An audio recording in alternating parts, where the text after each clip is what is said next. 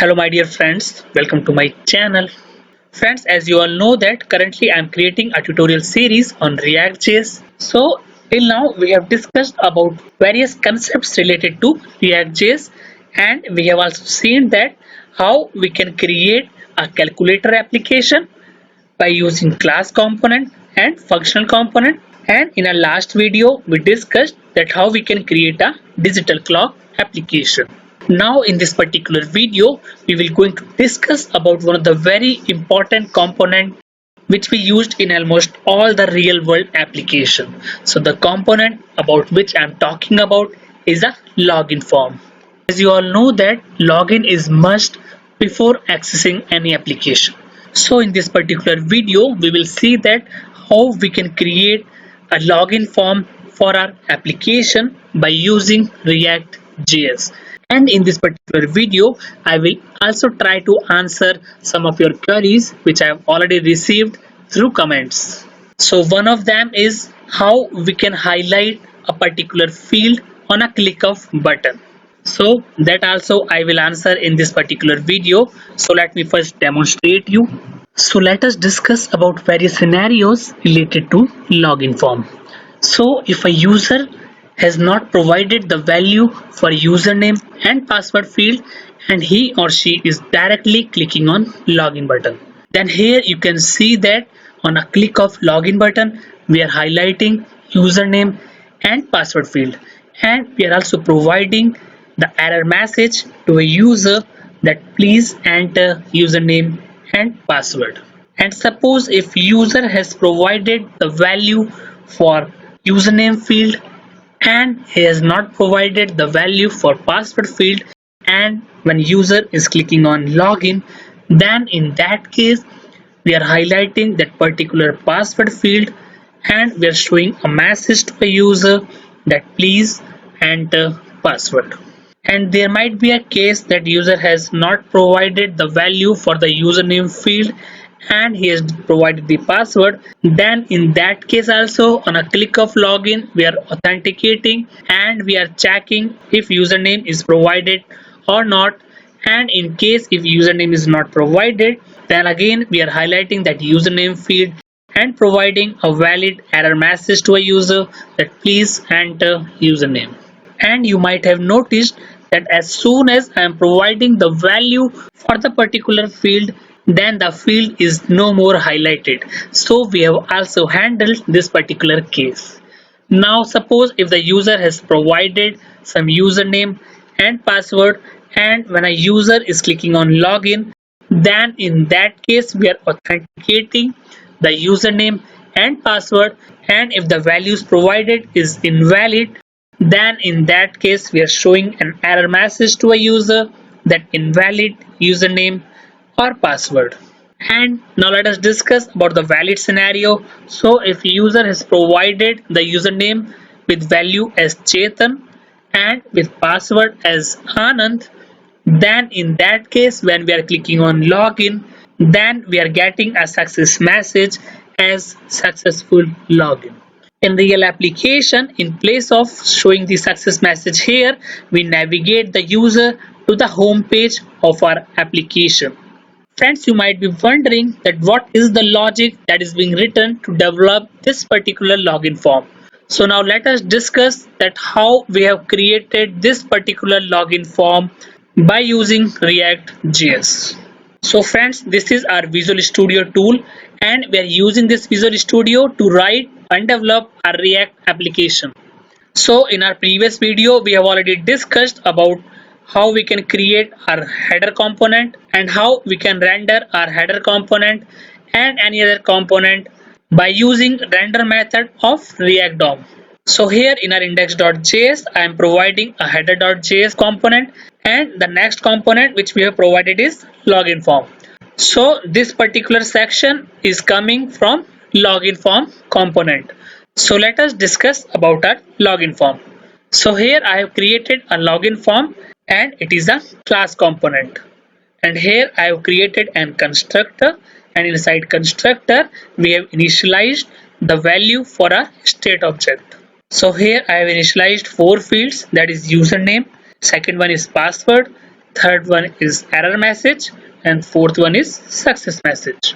So this username field is binded with this particular field, that is username, and password field is binded with this particular password field.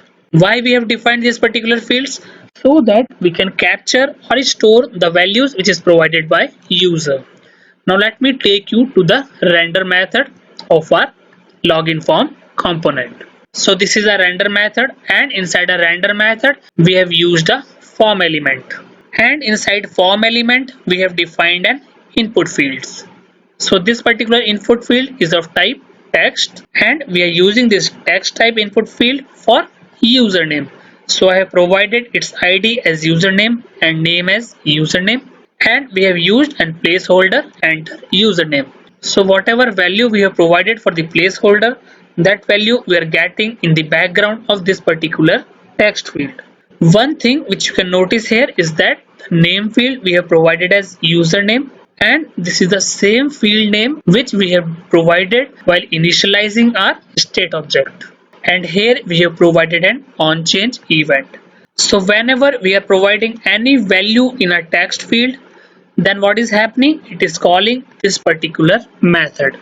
Before discussing about this method, let me also tell you about our second input field, which is of type password, and its ID is password, and also I provided its name as password. So when we write a code, then first and the foremost thing which we have to focus on is reusability. So here you can see that I'm using a same method, that is handle input fields, for two different fields, that is username and password.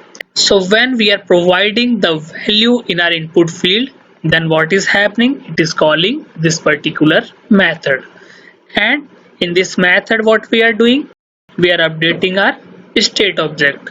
So here you can see that I have used an event.target.name. So whatever name which we have provided for our input fields, that is username or password, so this particular name we will get here by using event.target.name, and whatever value user is providing in these particular fields, that we will get using event.target.value.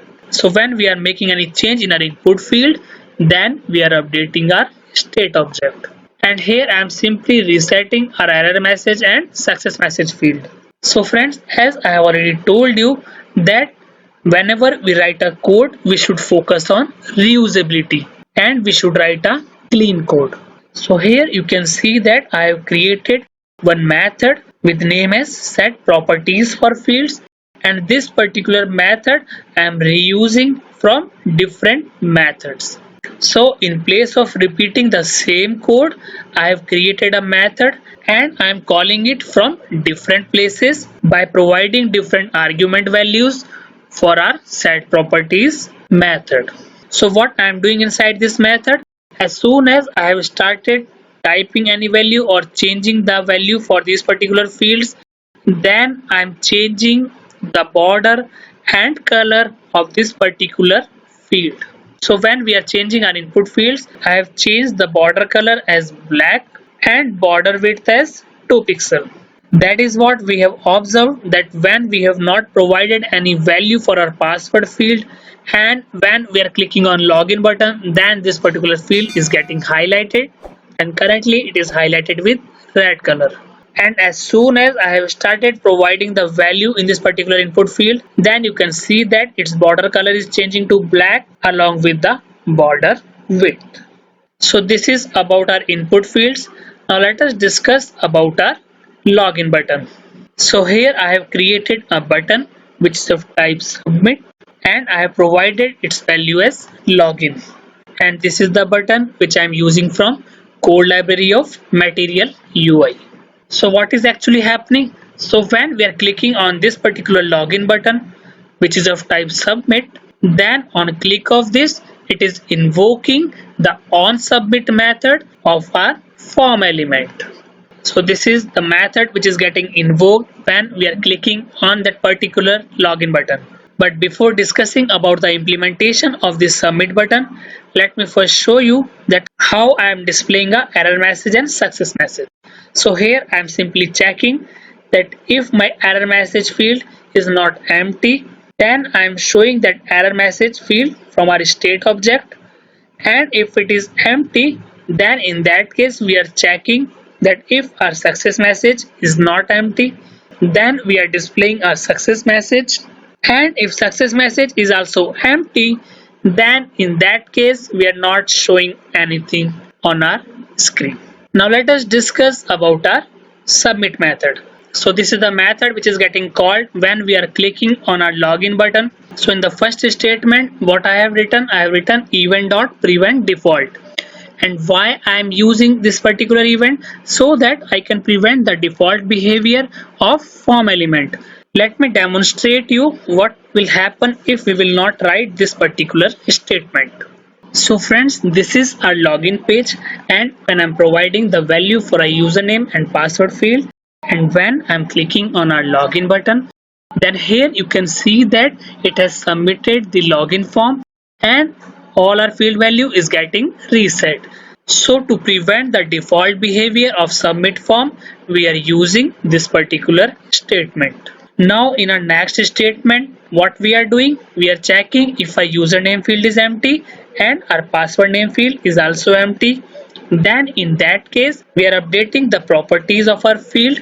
So here I am updating the property for username field, and here I am updating the property for our password field. And what I am doing here, I am setting its border color as red and border width as 4 pixel.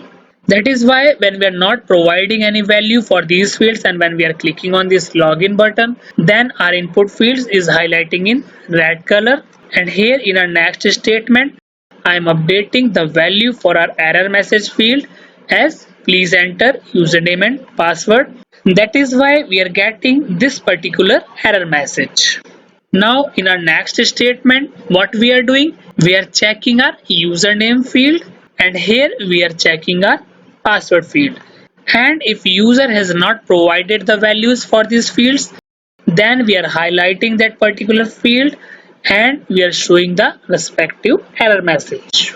And my dear friends, if user has provided the value for username field and password field, then in that case we are validating if the provided username is Chetan and the password is Anand, then in that case we are updating our success messages successful login. And if user has provided the invalid values for our input fields, that is username or password, then in that case we are updating our error message field as invalid username or password. So my dear friends, I hope that you are able to understand that how simply we can create a login form. And friends, if you like the content of this particular tutorial, then do like, comment and subscribe my channel and click the bell icon to get all the latest updates of my upcoming tutorials.